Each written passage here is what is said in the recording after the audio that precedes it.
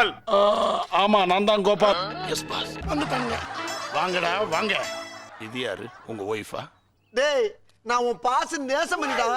இவன் கிச்சனமூர்த்தி.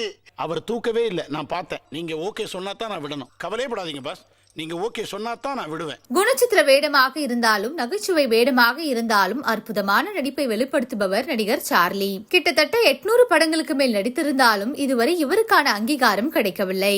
ஆங்கிலத்தில் unsung hero என்ற வார்த்தைக்கு மிக கனகச்சிதமான உதாரணம் இவரே.